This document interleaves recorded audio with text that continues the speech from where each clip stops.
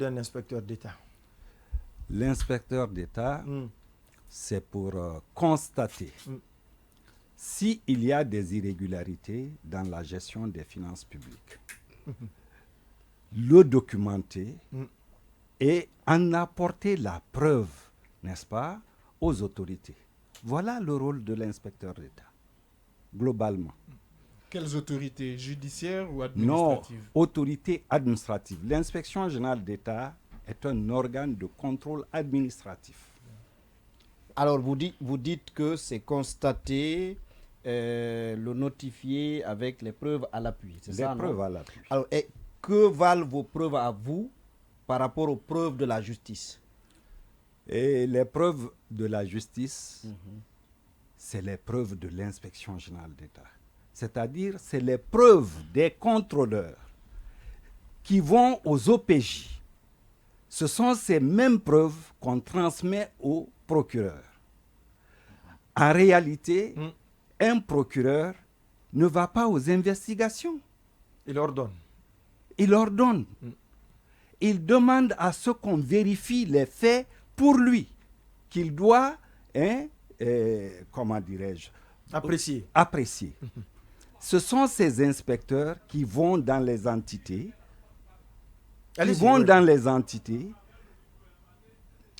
qui observent, qui constatent et qui tirent les conclusions à travers des rapports.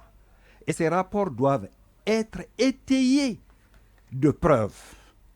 Ce sont ces preuves qu'on met à la disposition du procureur pour qu'il dise « je poursuis » ou « je ne poursuis pas ». D'accord, oui, sans se C'est très clair. En fait, je voulais savoir, est-ce que par exemple, si pour des inspecteurs, il est établi qu'un administrateur est coupable, par exemple, de corruption, d'une malversation. Par exemple, s'il est établi pour l'inspecteur d'État, l'inspecteur, je veux dire qu'un administrateur est coupable de malversation, est-ce qu'il y a très peu de chances que cet administrateur traduit devant la justice s'en sorte? Je ne crois pas. Écoutez, vous voyez ce document. Oui. C'est la loi organique relative aux lois des finances et le règlement général sur la comptabilité publique. D'accord. Tout est consigné dans ça. D'accord. C'est une loi, je vous dis. Comment les deniers publics doivent être gérés, comment ils doivent être contrôlés, et même quelles sont les sanctions en cas d'irrégularité, c'est consigné là. C'est une loi. C'est consigné là. On n'invente pas la roue. Donc, les inspecteurs, quand ils vont dans les entités, ils observent les faits. Les faits, je dis bien. Ils doivent chercher... Par quel mécanisme? Il y a des mécanismes de collecte de données. Ça, c'est long pour expliquer. Il y a des mécanismes de collecte des données. À travers ces mécanismes-là, les inspecteurs relèvent les faits, n'est-ce pas?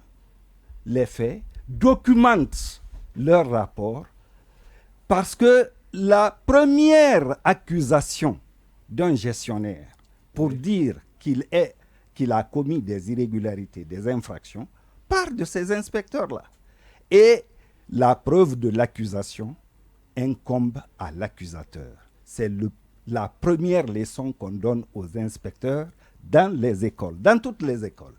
La preuve de l'accusation incombe à l'accusateur. Donc les rapports doivent être documentés. C'est ce qu'on appelle en inspection les éléments probants.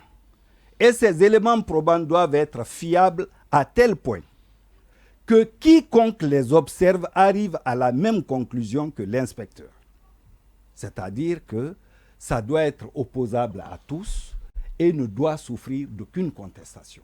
Voilà ce que c'est que l'élément probant en inspection. En termes clairs, l'accusateur est censé apporter les preuves. C'est lui qui apporte les preuves. Alors d'accord, ne doit souffrir d'aucune contestation. Alors prenons les cas pratiques.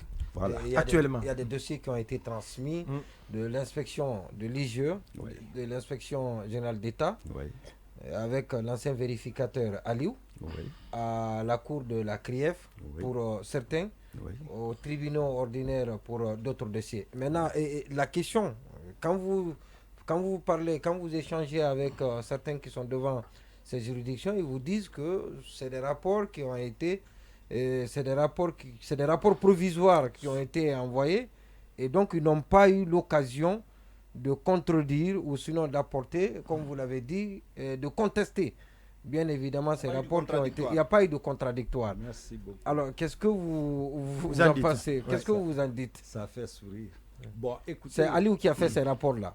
Je ne parle pas... Non, moi je veux juste donner l'info. C'est Aliou, c'est le vérificateur qui a fait ces rapports. Je parle des organes de contrôle administratif. La procédure contradictoire, c'est une norme en matière de... Donc c'est obligatoire. C'est obligatoire. Vous ne devez pas constater une irrégularité sans l'opposer à la personne auditée, à la personne contrôlée. Il faut que cette personne réagisse, se justifie devant l'inspecteur. Il a des raisons que peut-être l'inspecteur a occultées ou a ignorées. Je vous donnerai un exemple. Aujourd'hui, on parle des fonds spéciaux. Oui. Les fonds spéciaux ne sont ni contrôlables, ni justifiables. C'est la loi qui le dit, ce n'est pas moi qui l'invente. Je vous sors l'article tout de suite. Ils sont intitulés comment dans le budget? C'est quoi ces fonds spéciaux? Comment ils sont intitulés les fonds spéciaux. Dans le budget? Dans le budget. Un exemple de fonds spéciaux. Fonds spéciaux pour il n'y a pas que la présidence ou la primature. Il y a la présidence, il y a la primature, il y a le ministère de la Défense, il y a... Les fonds spéciaux de la primature sont intitulés comment dans le budget? C'est intitulé les fonds spéciaux. C'est le titre. C'est le titre. C'est ce qu'on appelle communément budget de souveraineté. C'est ça le budget de souveraineté.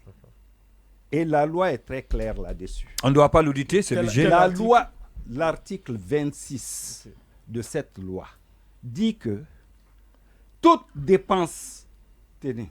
Allez-y. Oui, toute dépense publique est sujette, n'est-ce pas, à engagement, à liquidation